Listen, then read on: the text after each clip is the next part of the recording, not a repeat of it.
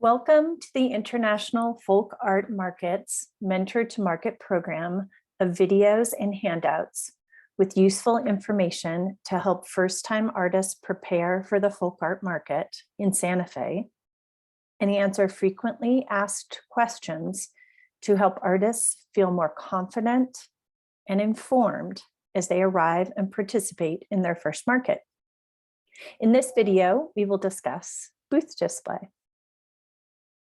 In this video and the handout that goes with it, we will answer two questions that first-time artists frequently ask.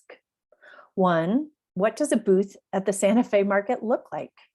And two, how do I set up an attractive booth to engage customers and generate sales? Please refer to the handout that goes with this video, which has useful information, including much of the information we will cover in this video. A good booth display can accomplish several things for artists in a retail market. A good booth display can communicate your story. It can highlight the uniqueness, quality, and beauty of your artwork. And most importantly, it can make it easy for customers to see, touch, select, and ultimately purchase your artwork. What does your booth at the Santa Fe market come with? A booth is approximately 3 meters by 3 meters. It includes one table that's about 2.5 meters long by 3/4 meter wide, one tablecloth, 2 chairs, and 1 wastebasket. A booth may be open on one side, such as the inline booths we see here in the left-hand side of this image, or a booth may be open on 2 sides if it's a corner booth, like the booth that we see at the front of this image. Be sure to ask IFAM what type of booth you have and where it's located. In addition to the table, tablecloth, 2 chairs, and wastebasket, you can order additional display fixtures for your booth. Additional tables, chairs, jewelry cases, mirrors, garment models, and other items are available to rent through IFAM. If you're interested in ordering additional display fixtures, please contact IFAM before you arrive in Santa Fe to make arrangements. Your booth also includes a booth supply box that has a variety of useful items to help you set up your booth and sell during the market. Please refer to the handout for a full list of these items. There are additional supplies that are also available on request that might help you with display. These are also listed on the handout. Now let's look at 4 steps to create a plan for your booth display. How do you set up an attractive booth? Step 1 is to create a map of your booth. In this map, you want to decide how to position your tables in your booth. As you're thinking about where to place your tables or table, think about where the customer traffic is coming from. Determine how customers are going to enter your booth and give buyers an easy way to both enter and see all of your artwork. Also, think about what buyers will see first as they approach your booth.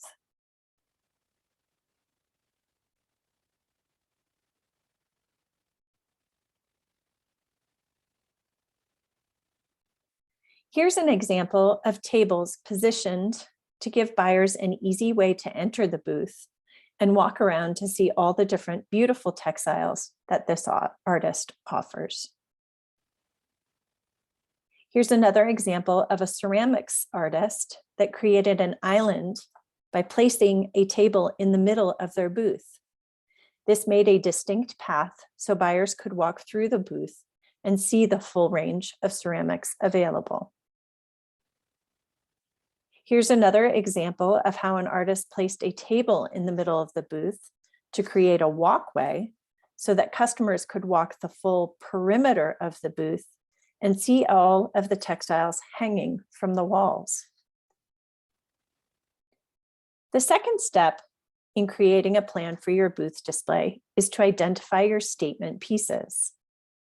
What product or collection of products best represents you as an artist? What products attract the most attention from buyers?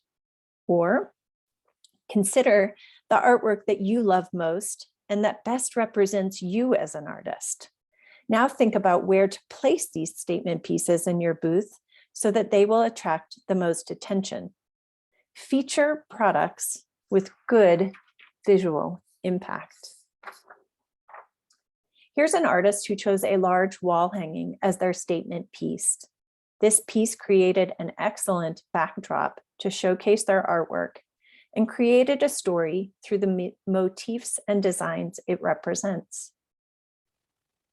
Here's another example of an artist who displayed their largest and most dramatic piece in the back of their booth to attract the attention of customers. Customers walk into this artist's booth to look closely at this impressive piece of folk art, and then they stay in the booth to look at other artwork displayed in the booth.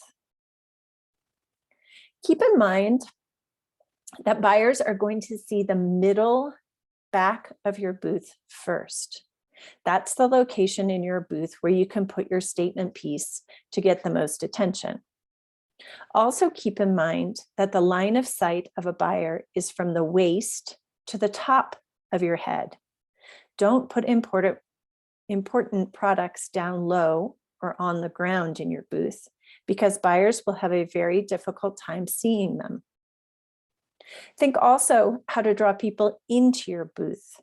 Put little things in the front of your booth and bigger, more dramatic pieces that people are going to want to approach and see and touch and look closely at in the back of the booth. This will help invite buyers to come into your booth and see all of your artwork. Step 3 in planning a booth display is to organize your products into groupings by common features. Why? This gives buyers a selection of products to choose from within each group. This booth is a great example of product groupings. They have all their garments hanging on a garment rack. They have all of their purses on a table in the back of the booth, and they have scarves on another table. When the customer is attracted to the purses, for example, they are able to see the full selection of colors in one place and can easily choose the ones that they're most interested in and want to purchase.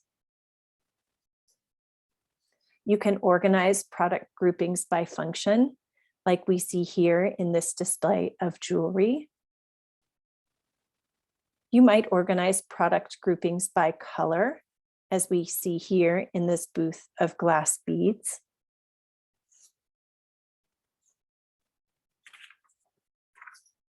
Another option is to organize products by collections.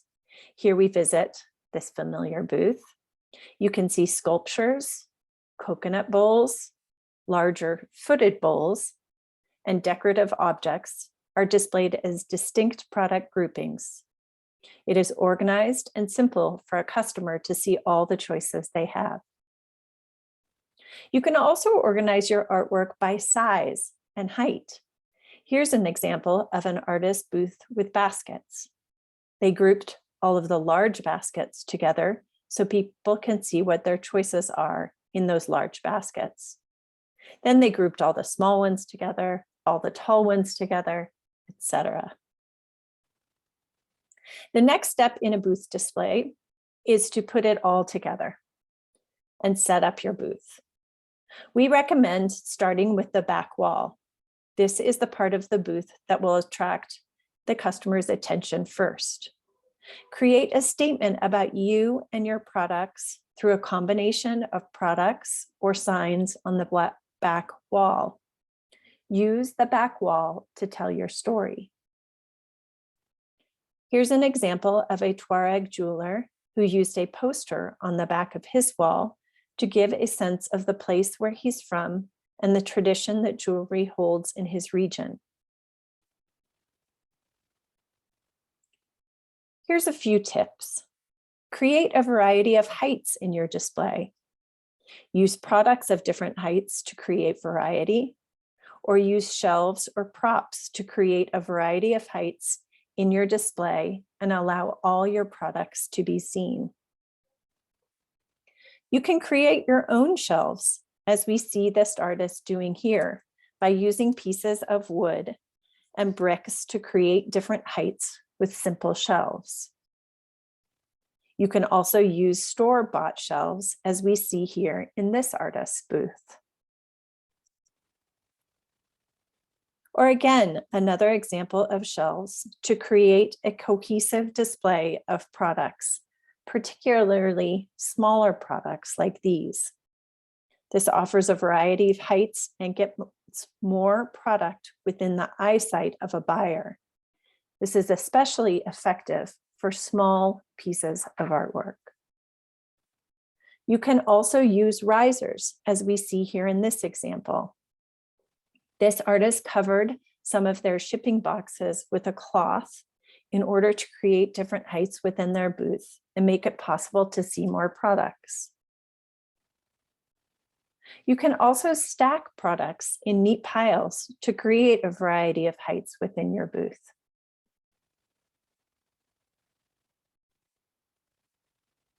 Another tip is to think about the background color in your booth.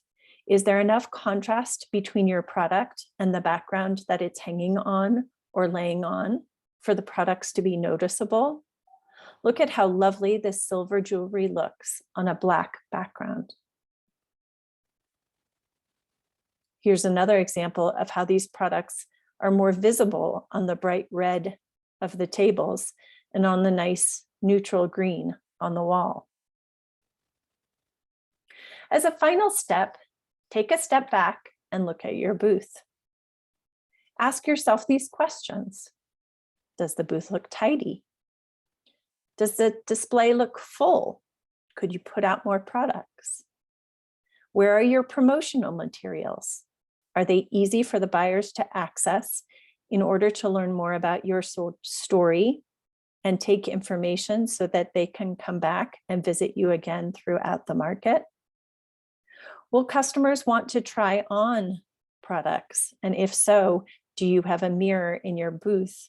And is it in a place that's easy for them to access? Can the buyer see your story easily? As we know, that's one thing that's really important to customers who are visiting the market in Santa Fe, is knowing your story. Now let's take a look quickly at this booth. Is there anything that you might do differently after thinking about what we've just reviewed? I'll tell you one thing I would do differently. The baskets on the ground are beautiful statement pieces, but they are very difficult for buyers to see because they are below the line of sight of buyers. They are positioned from your waist down to your feet on the ground, which means that once buyers get into this booth, the baskets will be very difficult to see. I would move some of these statement baskets back to the back wall and create a dramatic presentation of these large baskets. How about this booth? Is there anything you might do differently? This glass is so beautiful, and I love how the background color makes the glass artwork really stand out. But it would be wonderful to have these glass vases and objects more visible by creating a variety of heights in this booth. I suggest using more shelves in this booth to get some of the product higher up and in a better line of vision for the buyer. I would try to fill up this back wall by creating several layers and levels of shelves. Here are a few tips for what to do during the market to maintain a good booth display. Keep restocking your display to make sure it looks full. Watch what products are attracting the most attention. And don't hesitate to move things around in your booth. Maybe you want to move products that are gaining a lot of attention to the back of the booth to try to engage buyers to come into your booth and see more product. Don't hesitate to move things around during the market to create a little more variety and dynamic with your customer. Please refer to the handout that accompanies this video. Make a map of your booth display. Decide where to put your tables. Identify your signature pieces. Organize your artwork into groups or collections. And start with the back wall to create an eye-catching display. Thank you so much for listening to this video, and we hope this video and the handout are useful to you in preparing for your first market.